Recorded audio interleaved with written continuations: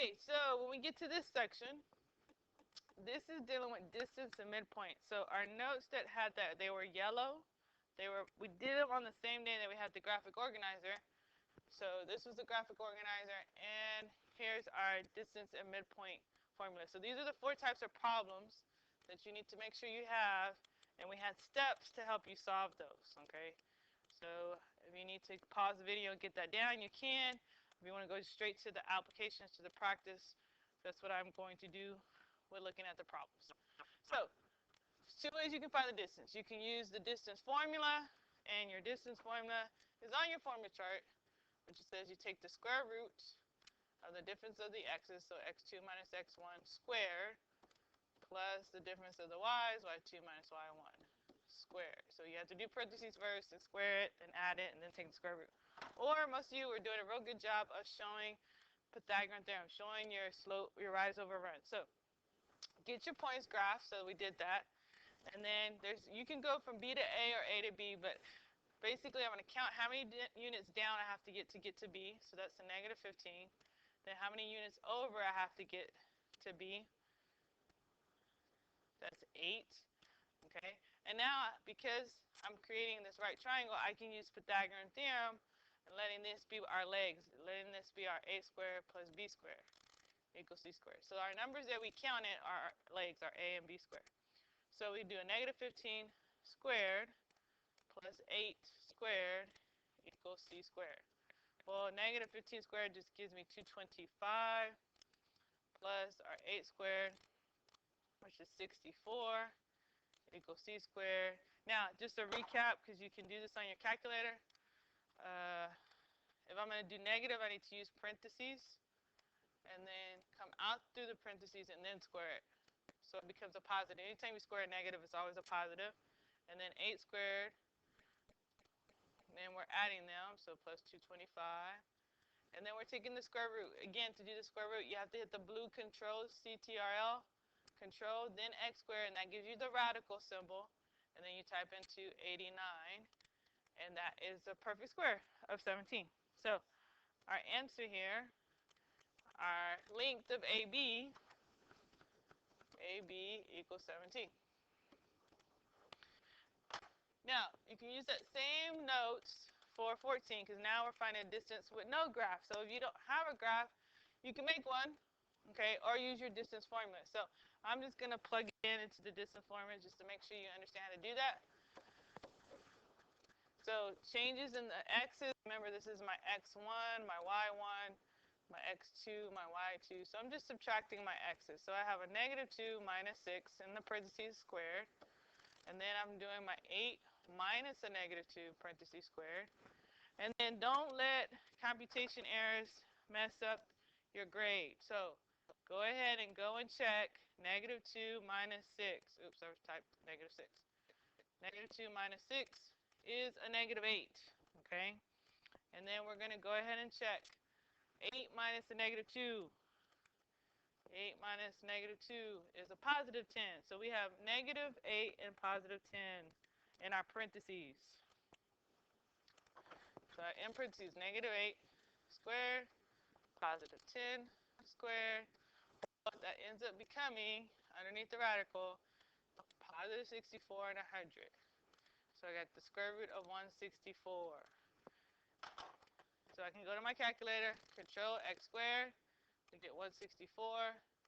We get a decimal, which is 12.8, okay? Now make sure we can do our radical answers as well. So I'm going to go ahead and recap that. So this is the approximate. It's not a perfect square. So this is 12.8. This is a decimal answer. But I could break down 164, thinking of my factors that are going to be used. And I should always start with 2, because 2 is a prime number. It's not our first prime number. Well, you want to, yeah. And then we need to, and 164 is even. So that's why I want to go ahead and just say 164 divided by 2. That's 82. Then I want to break that down. I can do 2 again. 82 is even. That's going to give me 41. 41 is prime. And then I look for my pairs. I have a pair of 2's. So that comes out of the radical. What's not circle stays in. So the simplified radical of the square root of 164 is 2 square root of 1. And let's say you don't know that. It's okay. You forgot how to do that. But if your answer choice gives you a radical, and I got a decimal answer, I'm just going to type it in. And look, they have the same decimal equivalency, so I know which one to pick out my multiple choice question. All right, now, the other thing we're going to do, which is on our yellow notes, is finding fractional distance. These steps you do need to memorize. They will not be given to you. It helps if you graph it and use your slope, which most of you do a very good job of. So R is our 0, 12, and I know that comes off, so I'm just going to add 2 more tick marks. Put a point, make that R, add 2 more tick marks because it comes off the grid. Make that 12, come down 3, make that S. We're going to connect the segments, get our line drawn, use our slope, do our change in Y, our rise, and I'm running into my work up here, overrun. And I think most of you have already did that, and we got our rise to be, we're doing 15 and 12, okay? So we got 12, sorry, 15 over 12. Fix this. So our change in Y, yeah, it's 15, and our change in X is 12. So 15 over 12. Don't worry about reducing that. Because we're doing the scale factor, we're doing fractional distance. And so the fraction that we have is a third. We're doing 1/3 the distance from R to S.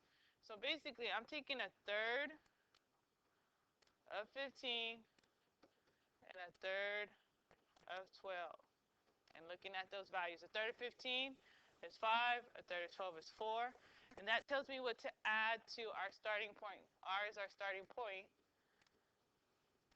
So I'm just going to write over here, here's my R, which was the coordinate 0 plus 12. Now, because I'm going from R to S, that's going down, that's decreasing. Instead of adding, we're actually going to be subtracting that distance. So we're going to do minus 5. Nope, sorry, that was a Y. We're going to do minus 4, minus 5. The 4 was the Y value, the X value, excuse me. So my new point Q, once I do that, would be negative 4, 12 minus 5 will give me 7. And that's the point. Or I can graph it. Since I know this is 5 over 4, I'm going down 5, 1, 2, 3, 4, 5, over 4, 1, 2, 3, 4. My line is off, I apologize, but there's your point.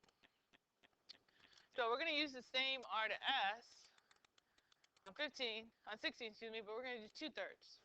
So we already know what the change in Y is and the change in X is. We already just did that. So we got 15 and 12. So now we're going to do 2/3 of that. So we're going to say 2/3 of 15, 2/3 of 12.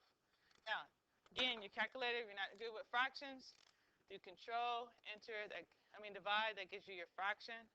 Put 2, 3 at the bottom, tab to the right, cursor to your right, times 15. We get 10. Control divide, get my fraction again, times 12. We have 8. So my change in my Y and my X is now going to be 8. And, oh shoot, this was 10. So this is my amount that I'm adding to my R to S. But R to S is decreasing. So my R again was 0, 12. Positive 12, sorry. And now this represents the Y value. So I'm going to subtract 10. This represents the X values. So I'm going to subtract 8. Get our new coordinate, Q, which is negative 8 and 2. And we're done. So try 17, because 17 is a little easier because it's nice and neat on the graph. We're doing R to S. I know we have 3 points, but we're going R to S. So that's a negative 5 and a negative 4. There's my R. And then we have 4, 8. And there's my S. R to S is increasing. So go ahead and start off getting your change in Y, your rise, overrun, okay? calculate that, show that, and then do your fractional, which is your fractional distance. K times that change in y. K is your fraction times that change in x. And get those numbers. And then take that amount and add it to r. R is your starting point. R is a -5, -4. We're adding.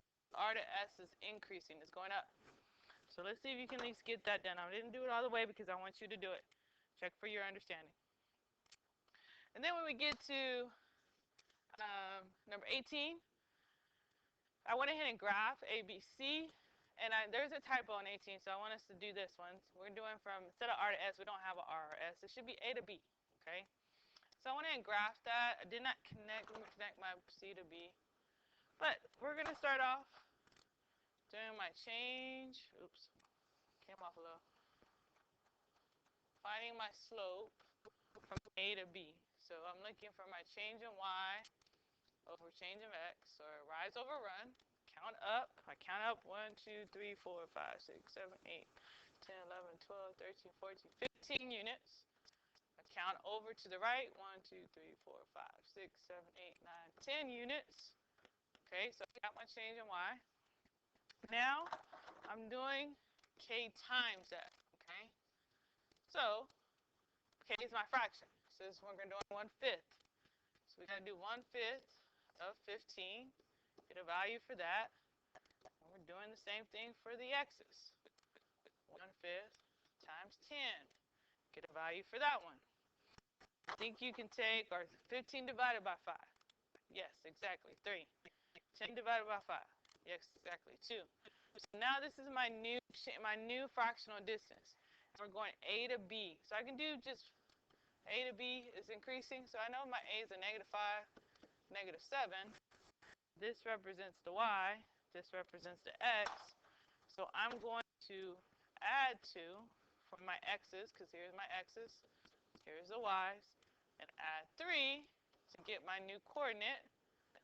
And my new coordinate would be -3 and -4. Or, let's say I didn't want to just do the formula. This tells me how to move from R. So, or from A, excuse me. So A, I'm going to go up 1, 2, 3, and then I'm going to go to the right 2, 1, 2, and there is that coordinate of -3, -4. I found to that point. So you can do the graph, or you can do adding of the fractional distance, but you have to memorize the steps regardless. Okay, you have to memorize. Then when you get to 19 and 20, same note sheet, the yellow midpoint and distance formula organizer. So we're going to just find the midpoint by adding the x's together and divide by 2, taking the average of the x's and taking the average of the y. So again, here's our x1 and y1, in case you don't know that, but I know you do. Okay, so we're just adding those. So we got -9 plus a -1 divided by 2. And then we have 8 plus a -7 divided by 2. This ends up becoming a -10 divided by 2. 8 plus a -7 is 1 divided by 2. And then when I simplify it, yes, we get -5. And then we have 1/2. Now you can, if you want to, write that as a decimal. 5 and 0.5. Okay? Both answers we will have, and we will give you credit for. Either way, either form. So I know you can do number 20. That's what I need you to do now, is to use your midpoint formula, check for your understanding, get that one done. Come in for tutorials if you can't. And then when we get to this next section, here, we're going back to the orange. We're going back to our centers of triangles. So thanks for taking care of that. Fast forward to get through the next section.